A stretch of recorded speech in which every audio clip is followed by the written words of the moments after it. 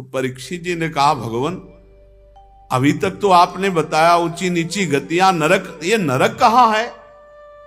पृथ्वी में ही भोगना पड़ता है या त्रिलोकी के भीतर बाहर कहां है नरक? है भी कि केवल कहा ही जाता है? परीक्षित जी ने पूछा, है भी ये कहां है, नरक है कहां? श्री सुखदेव जी महाराज ने कहा, राजन ये त्रिलोकी के भीतर ही है। ये पृथ्वी से नीचे जल के ऊपर दक्षिण दिशा में विराजमान है। ये पृथ्वी लोक में दक्षिण दिशा में पृथ्वी से नीचे जल के ऊपर विराजमान है। उस नरक लोक में सूर्य भगवान के पुत्र पितृराज भगवान यमराज का शासन है और वो अपने यमदूतों के साथ, यमगणों के साथ रहते हैं। जो भगवान का भजन नहीं करते, शास्त्र विरुद्ध पापाचरण करते हैं, भगवान यमराज के दूत जबरदस्ती उनको मारते पीटते हुए यहां लाते हैं और उनके दुष्कर्म पाप कर्म का फल उनको भोगना पड़ता है। प्रधान 21 हैं। प्रधान का मतलब होता है, जैसे भारत में उत्तर प्रदेश, तो अब उत्तर प्रदेश हुआ प्रधान। अब इसमें कितने जिले हैं, कितने इसमें कस्बे हैं, नगर हैं, गांव हैं। ऐसे ही प्रधान 21 नरक हैं, उनके भी भाग, तभी कहा हजारों नरक है, हजारों नरक की गतियां हैं। श्रुतया सहस्त्रशः प्रधान नरक, ये ऐसे जैसे प्रदेश का ऐसे हैं ये। तामिस्त्र, अंध तामिस्त्र, रौरव, महारौरव, कुंभीपाक, कालसूत्र, 80 पत्रवन, सूकरमुख, अंधकूप, क्रमी, भोजन, संदंस, तप्त सूर्मी, वज्रकंटक, सालमली, वैतरणी, पूयोद, प्राणरोध, विशसन, लालाभक्ष, सारमे यादन, अवीची, अयहपान, क्षार करदम, रक्षोगण भोजन, शूल प्रोत, दंद सूक, अवट निरोधन, पर्यावर्तन, सूची मुख। 28, 21 वो प्रधान, 7 ये, 28 ये प्रधान हैं। जैसे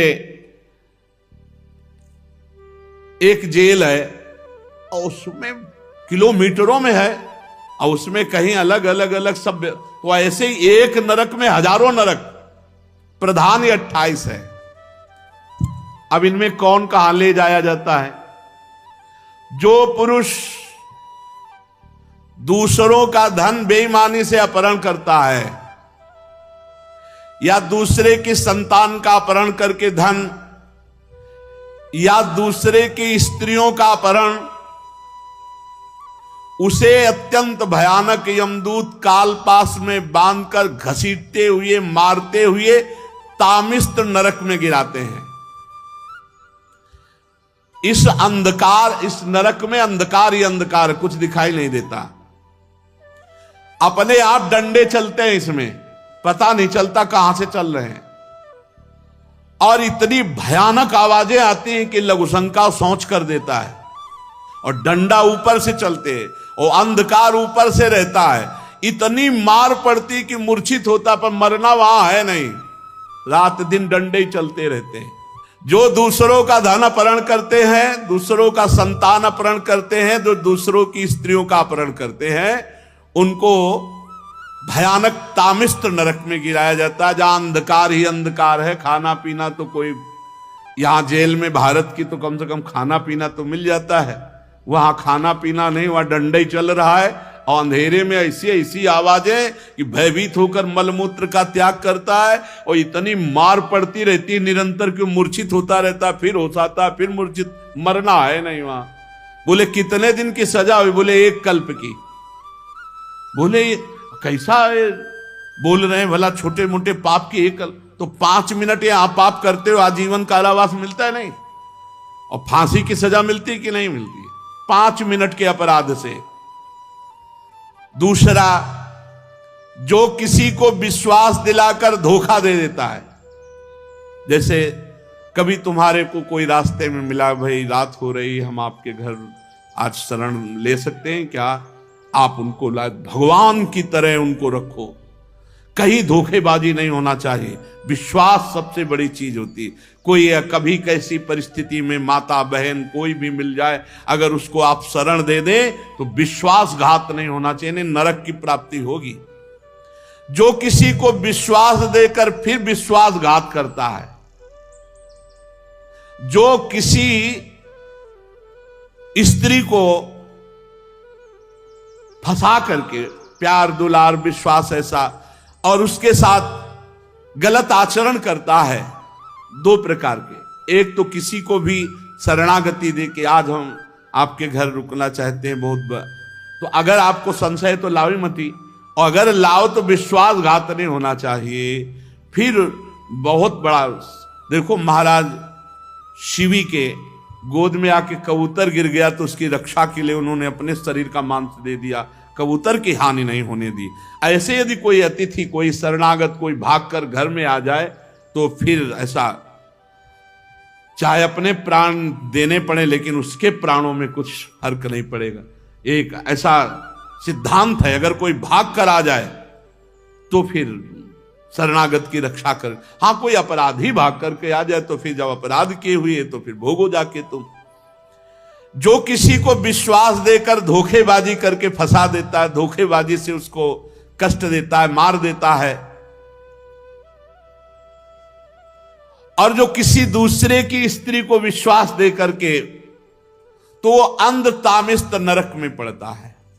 वहां क्या होता है कि वहां ऐसे यंत्र लगे हुए हैं कि उनमें फेंक दिया जाता है, टुकड़े टुकड़े होकर गिरता, फिर मनुष्य बन गया, फिर फेंका गया, फिर ऐसे काटा जाता है। इतनी भारी दुखमयी वेदना होती है कि सब सुध बुध खो बैठता है। इसीलिए इसका नाम अंध तामिस्त नरक है। इसमें भारी कष्ट ही कष्ट है विश्वासघाती पर स्त्री गमन करने वाले को। और यहां इस लोक में जो शरीर का अभिमान करके कि मैं बलवान, मैं धनवान, मैं ऐसा, और दीन दुखियों को सताता है, द्रोह करता है, बहुत ही नीच प्रवृत्ति आ जाती जब अहंकार उत्पन्न हो जाता है, बहुत नीच प्रवृत्ति। जो मैं अहंकार से, मैं धनी हूं, बलवान हूं, बुद्धिमान हूं आदि आदि से दूसरे प्राणियों को कष्ट देता है, द्रोह करता है, और दूसरों से छीन छीन करके विलासिता, सबको उसमें रहना चाहिए। जब ये ऐसे लोग शरीर छोड़ते हैं तो ये अपने पाप के कारण रौरव नरक में गिराए जाते हैं। जो अहंकारी, जो दूसरे के धन, दूसरे की वस्तुएं, दूसरों को द्रोह करना, दूसरों को कष्ट देना, ऐसे लोग रौरव नरक में गिराए। इस नरक में जीवों को भयानक कष्ट दिया जाता है। इसमें रुरु नाम के यमदूत होते हैं, इसीलिए इसका नाम रौरव है। वो सर्प से भी ज्यादा क्रूर स्वभाव के, जहरीले होते हैं। बार बार वो डसते हैं, बार बार काटते हैं, उनका जहर चढ़ता है, मरना वहां है नहीं, ये कल्प कल्प तक के लिए। जो अपने पति को छल पूर्वक फंसाकर और दोपहर पुरुष से रति करना, अपने पति की हानि करा देना, मार देना या उससे छल करना, और दूसरे तो 100 कल्प तक रौरव नरक पड़ती।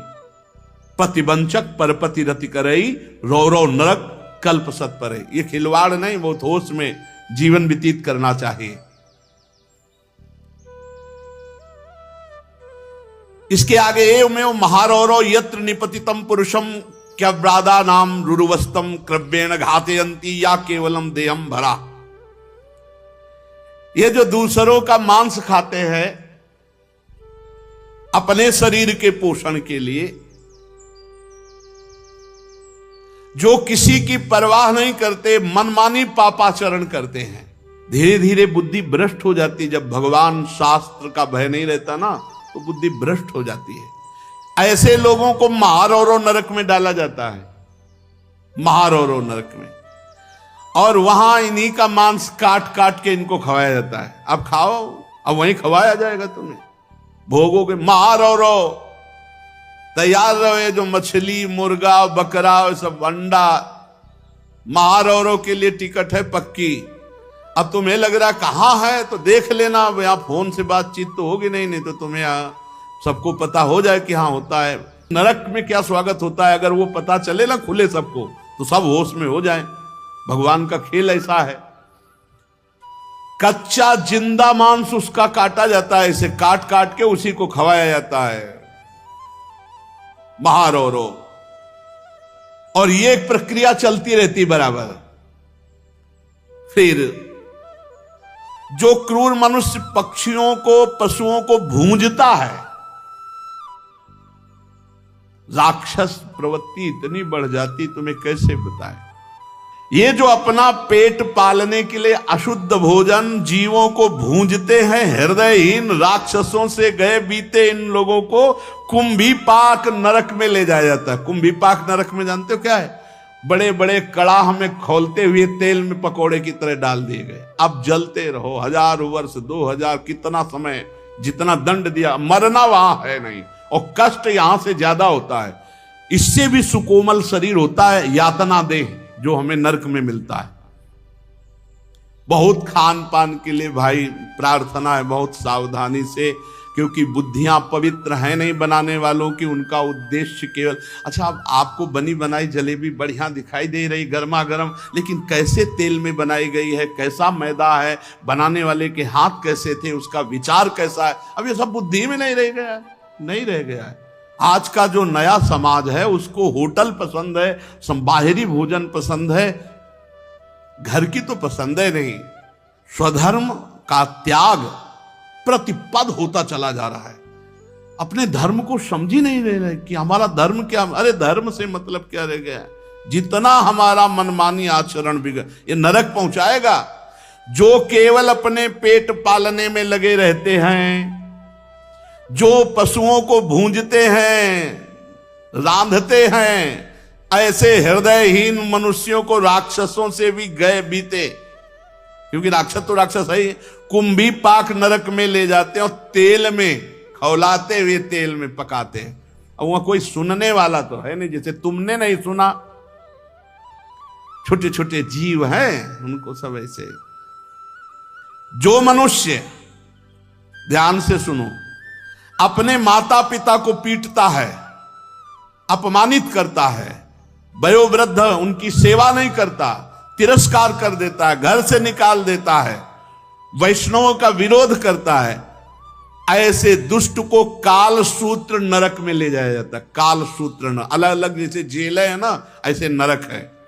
ये 10,000 योजन का घेरा है, 10,000 योजन का, और इसकी भूमि तांबे के समान है, और आग जैसे तपती, ऐसे तपती हुई, और ऊपर से आग फेंकी जाती है, जैसे उस नीचे वो भूमि जल रही, आग जैसी, तांबे जैसी भूमि, एकदम लाल आग पकी हुई, और ऊपर से आग के अंगारे डाले जाते हैं।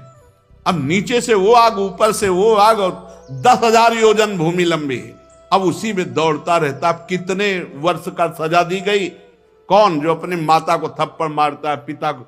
बहुत, ये बूढ़े माता पिता भगवान का स्वरूप है, इनको ऐसा ना करे, इनको कष्ट ना दे।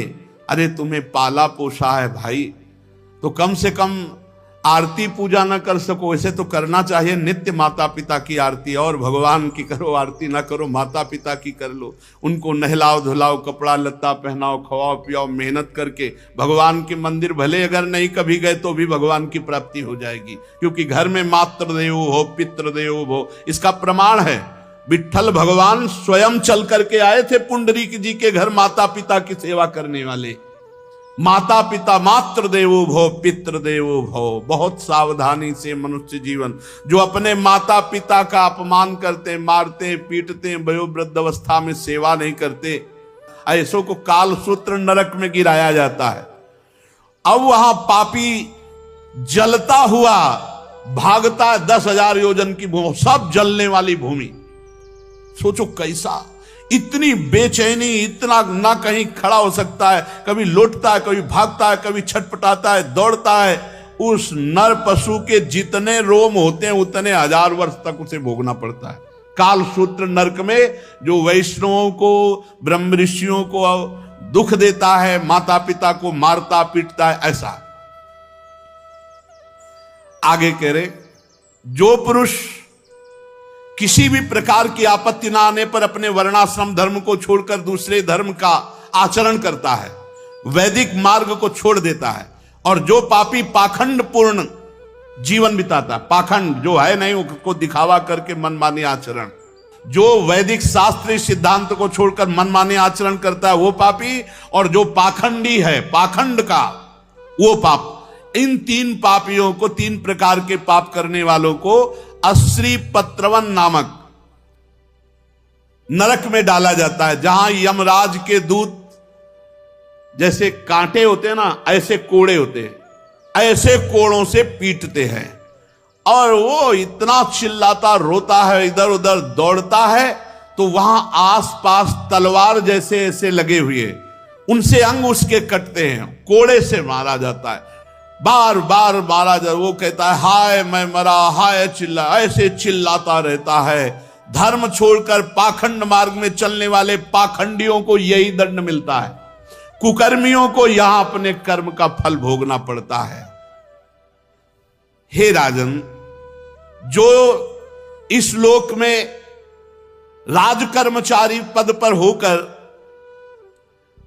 राजा, न्यायाधीश या बड़ा पदाधिकारी होकर निरपराध मनुष्य को दंड देता है और अपराधी को छोड़ देता है धन के बल पर, निरपराध निर्दोष को दंड देना, दोषी को मुक्त कर देना, उस महापापी को जो घूस लेकर के, चाहे कोई हो, न्यायाधीश पद हो, चाहे बड़ा राज कर्मचारी पद हो, चाहे जो पद हो, जो अपराधी से पैसे लेकर निरपराधी को दंड देता है, निर्दोष को दंड देता है, उस पापी को सूकर मुख नरक में गिराया जाता है। महाबली यमदूत उसको पहरे मार मार करके कुचलते हैं, पूरे अंगों को ऐसे लेटा करके, बड़े बलवान हैं, अब गदा आदि से मार मार करके उसके अंगों को कुचलते हैं। यहां जैसे निरपराध आदमी रोता रहता है कि हमारा कोई अपराध नहीं है, लेकिन पैसा मिल चुका है, इसलिए अपराधी को बचाओ पक्ष में। इसीलिए एक बार एक वकील साहब वो बोले कि भाई हमको तो ऐसा करना पड़ता है, ये हमें सिखाया गया है। तो फिर हमने प्रार्थना की कि बुरा ना लगे, आपकी बहन के साथ कोई गलत करे और फिर इसके बाद आपको पता चले कि ये गलत आदमी है और फिर आपको पैसा दे, आप छोड़ा दोगे उसे? अब चुप हो गए। बोले हमारा तो कार्य है छुड़ाना, अब हमारे पक्ष में जो आएगा मुकदमा मुझसे जिताएंगे तो हम ठीक है। आपकी बहन के साथ गलत आचरण करता है और वो आदमी आपको फिर मनमानी रुपए दे, आप छोड़ोगे? बोले नहीं छोड़ेंगे। तो फिर दूसरे की बहन के साथ किए हुए व्यक्ति को कैसे छोड़ दोगे? तुम्हारे भाई के साथ कोई घटना घटी हो, कोई ऐसा अमंगल किया हो और जानते हो तो आप नहीं छोड़ सकते, चाहे करोड़ों रुपया दे। फिर हमारा भारत, हमारे सब भाई ही हैं, हमें चाहिए, तभी हमारे दोष कम होंगे समाज में, जब सत्य का पालन किया जाए। पर रुपया, तो भैया ये रुपये का फल खुला लिखा हुआ है, इसमें यस्वी ही वही राजा राजपुरुषो व अदंडे दंडम प्रणयति। अदंडे दंडम, वो दंड का अधिकारी नहीं, निर्दोष है, फिर भी उसे दंड दिया जा रहा है क्योंकि रुपए के बल से। तो क्या होगा? बोले उसको सूकर मुख नामक नरक में गिराया जाएगा, जहां महाबली यमदूत उसके अंगों को कुचलते हैं। इस लोक में जो निरपराध प्राणियों को सताता है, जब कोई निरपराध प्राणी रोता है तो उसके जितने आंसू होते हैं उतने 1000 वर्षों तक ये पीड़ा उसको भोगनी पड़ती है। इस लोक में जो अन्य जीवों के पीस करके बोले नहीं, उसका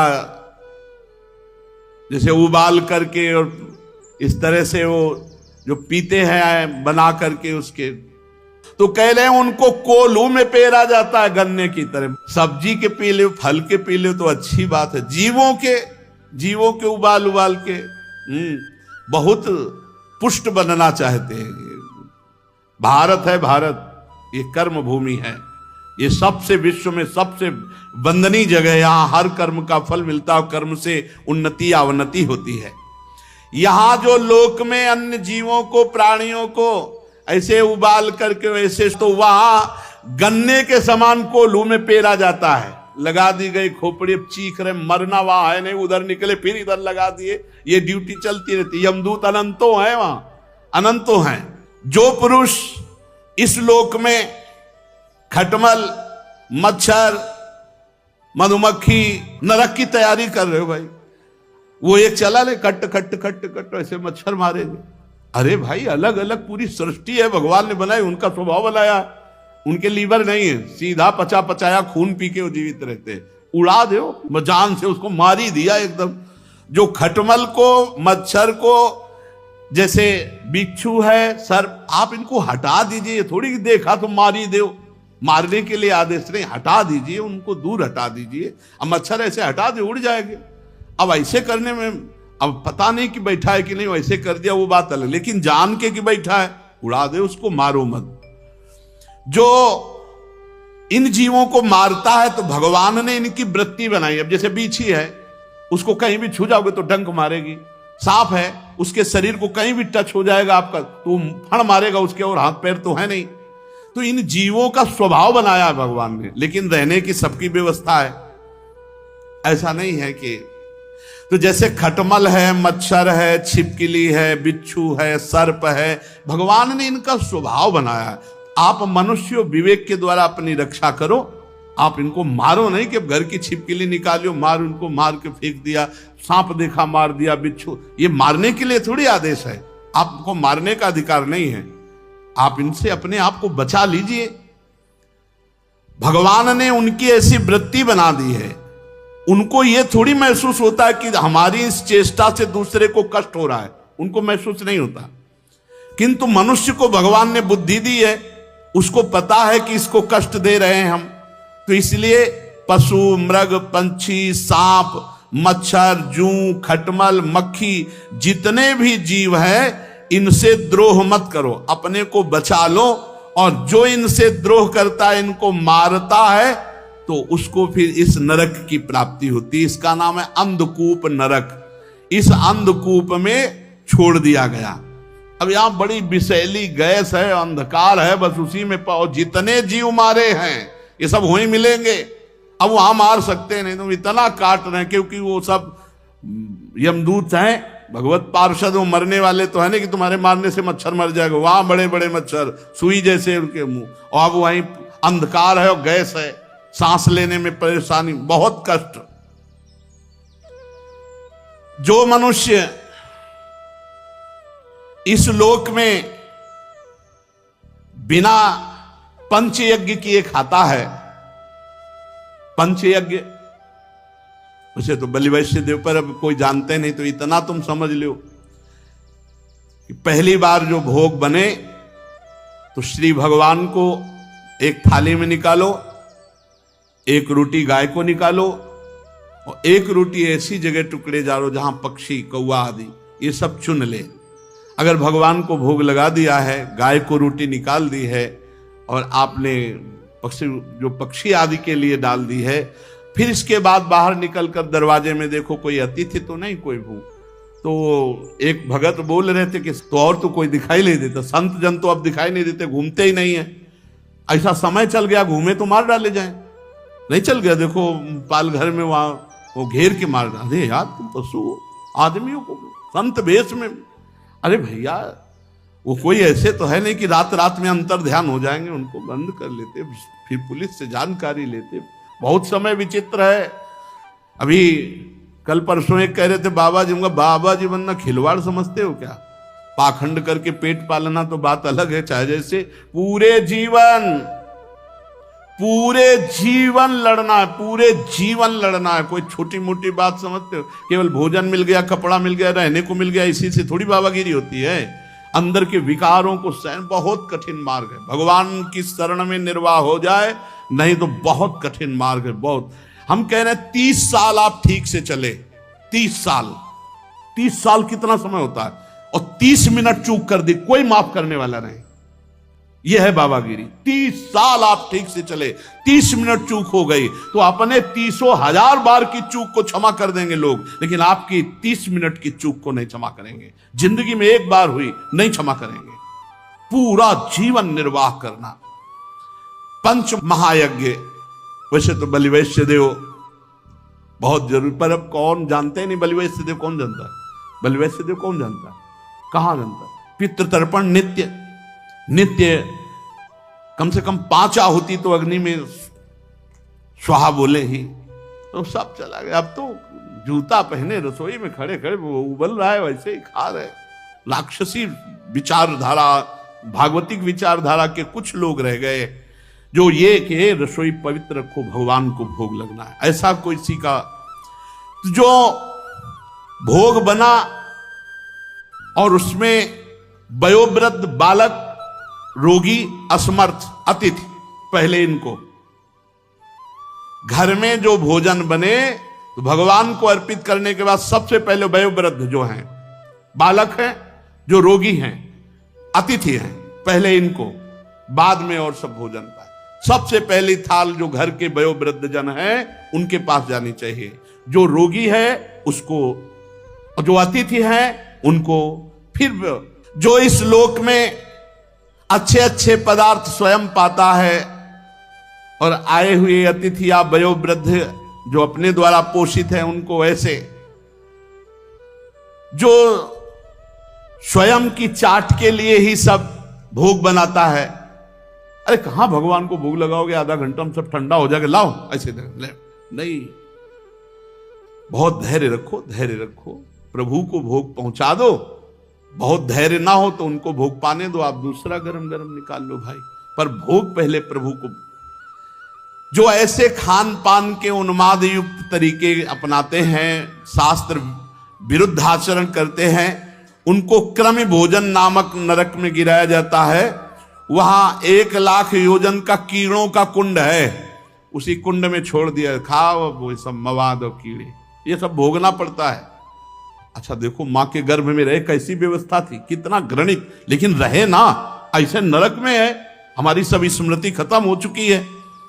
कीड़ा बनकर रहना पड़ता है या कीड़े में फेंक दिया जाता है, वो बहुत कष्ट पाता है, उन्हीं कीड़ों को खाता है, उन्हीं कीड़ों के बीच में रहता है। कल आप नरकों का वर्णन सुन रहे थे, जो शेष बचा हुआ है उससे सुनिए। अगर भगवद विमुख आचरण किए तो हर आचरण का दंड है और उसे भोगना ही पड़ेगा। अगर भोग से बचना है तो उपाय यही है, प्रभु की शरण में होकर प्रभु का चिंतन करना, प्रभु के लिए सारे कर्म समर्पित कर देना। इसके आगे नरकों का वर्णन सुनकर परीक्षित जी प्रश्न करते हैं कि क्या सबको नरक भोगना पड़ेगा? तो उन्होंने कहा नहीं, जो प्रायश्चित कर लेता है, जो भगवान नाम जप करता है, जो भगवद आश्रित है, उससे यदि ऐसे अपराध हो भी गए हैं तो उसे नरक नहीं जाना पड़ेगा, उसको ये दंड भोगना नहीं पड़ेगा। वो भगवान की कृपा से इन सब अपराधों से मुक्त हो जाएगा। अहम त्वाम सर्व पापेभ्यो मोक्षयिष्यामि मां शुचा। पर यदि आप भजन नहीं करते तो फिर भोगना पड़ेगा।